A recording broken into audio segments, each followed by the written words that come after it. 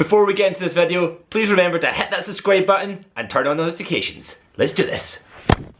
Hey guys, and welcome to another episode of Blinko Vlogs Life.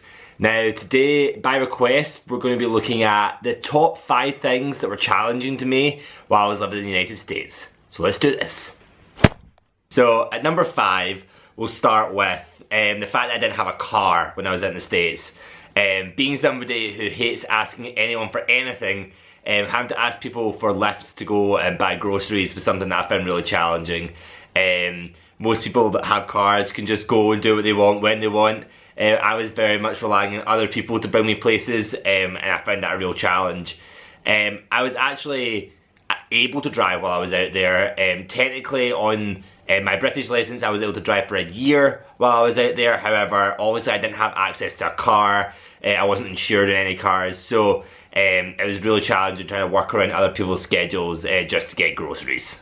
At number 4, I'll go for the fact that people drive everywhere. Now that doesn't seem like necessarily a problem, however, I don't know, I'm used to walking places quite a lot, you know, just going out for a walk. If you park somewhere, you'll walk to a store. However, in the US, that nobody seems to walk anywhere, and I just find that really weird. I love going out walking, but you know, where I was staying especially, there wasn't really even the opportunity to walk. There was no pavements or sidewalks anywhere, you know, so if you actually wanted to go on a walk, you were walking at the side of the road. At number 3, I'm going to go for the food in the States. Now, I actually really enjoyed the food, however, there are some things that were kind of really off-putting to me. The biggest kind of thing I noticed was that things were a lot sweeter in the States. So things like bread, for example, tasted a lot sweeter. And it just meant that you kind of got put off it a lot easier. Whereas here, you know, things like bread taste, you know, pretty plain. And it took a lot of kind of adjusting to get used to the food out there. My stomach, you know, found it really weird taking this food in, and you know, I had sore stomachs quite a lot. You know, I don't necessarily know it's down to the food, but that's kind of what I put it down to. At number 2, we're going to go for the time difference. Now, there's a 5-hour time difference between the UK and where I was in the US. And it wasn't actually the physical time difference that I found difficult. It was, you know, speaking to my friends and family back here. It was really hard to keep up with any of them when they're 5 hours ahead of me.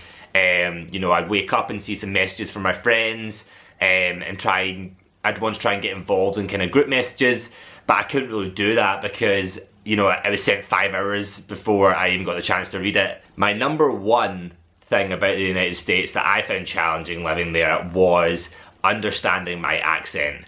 Now, you would think after being there for, you know, a whole 18 months that by the end of the period, it was easier for people to understand my accent.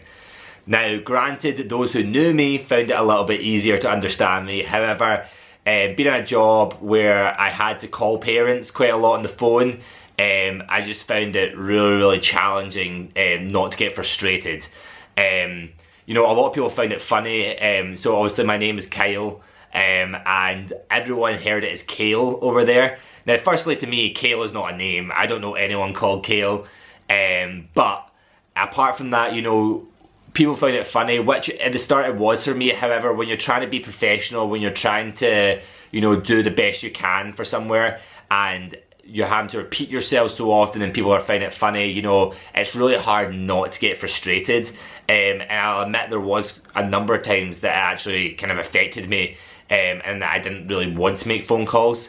You know, weirdly though, I realised that it's not just in the US that I have this issue. My brother recently got married in England and the exact same thing happened. The minister who was doing the wedding, you know, asked what my name was. I said Kyle and they said Kale. So maybe it's not just a thing with the US people understanding. Maybe I just need to work on my pronunciation. I don't know. But that's been my top 5 things I found challenging about the US. Tune in next time when I'll talk about my top 5 things that I love the most about being there. Hope you guys have a good day, and I'll see you soon. Goodbye.